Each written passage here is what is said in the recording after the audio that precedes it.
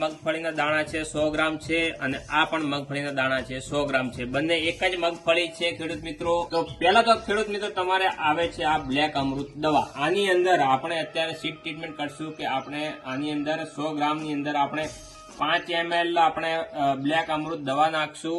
આ તમે જોઈશો તમારા લાઈવની અંદર આ સીડ ટ્રીટમેન્ટ કરશું અને સીડ ટ્રીટમેન્ટ કર્યા પછી એને સૂકવી નાખશું અને સુકાયા પછી એને વાવણી કરશું. ઓછામાં ઓછું ખેડૂત મિત્રો 7 થી 8 કલાક સીડ ટ્રીટમેન્ટ કરે. આ પાણી છે ખેડૂત મિત્રો.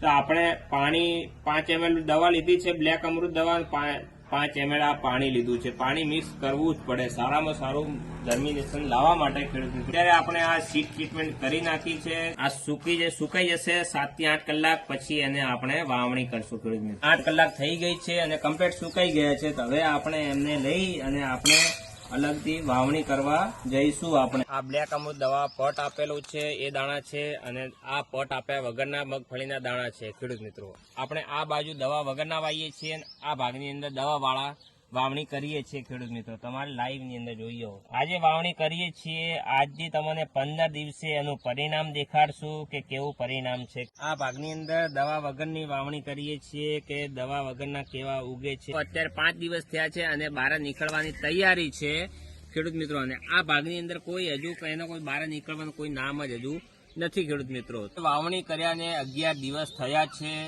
આ ભાગની અંદર આપણે બ્લેક અમૃત દવાનો પટ આપેલો છે મગફળીના દાણાની અંદર અને આ ભાગની અંદર કોઈ જાતની દવા આપેલી નથી. એક દાણો ઉગી ગયો છે અને ઉગ્યા પછી એક સરખી છે અને ઉગ્યા પછી કોઈ પીળાશ નથી. આ ભાગની અંદર 50% દાણા ઉગ્યા છે અને ઉગ્યા પછી પીળાશ પડે છે અને હજુ દાણો ઉગવાનો હજુ ચાલુ છે ખેડૂત મિત્રો. આજે 15 દિવસ થઈ ગયા છે. તો આ બાજુ આપણે જોઈશું કે બ્લેક અમૃત દવાનું પરિણામ કેવું જબરજસ્ત છે. દેખો વિકાસ સારો છે. એક દાણો ઉગી ગયો છે. ઉગ્યા પછી પીળાશ નથી. છોડ મજબૂત છે અને અત્યારે છોડ એકદમ ગ્રીન છે. અત્યારે કોઈ જાતનું કોઈ પીળાશ નથી અને મજબૂત છોડ છે. આ ભાગની અંદર દવા વગરના છે અત્યારે. તો તમે જોઈ શકો છો આજે આને પણ 15 દિવસ થયા છે. તો આની અંદર આપણે પીળાશ પણ પડે છે અને વિકાસ પણ ઓછો છે અને 50% જર્મિનેશન આવ્યું છે. ઉગાવો 50% જ થયો છે ખેડૂત મિત્રો. આ છે બ્લેક અમૃત દવાના પટ આપેલું એનું પરિણામ છે ખેડૂત મિત્રો. તો તમે પણ નવી સિઝનની અંદર જ્યારે મગફળીની વાવણી કરો છો ત્યારે આપણે આ બ્લેક અમૃત દવાનો પટ આપી અને વાવણી કરવાનો અવશ્ય આગ્રહ રાખો ખેડૂત મિત્રો.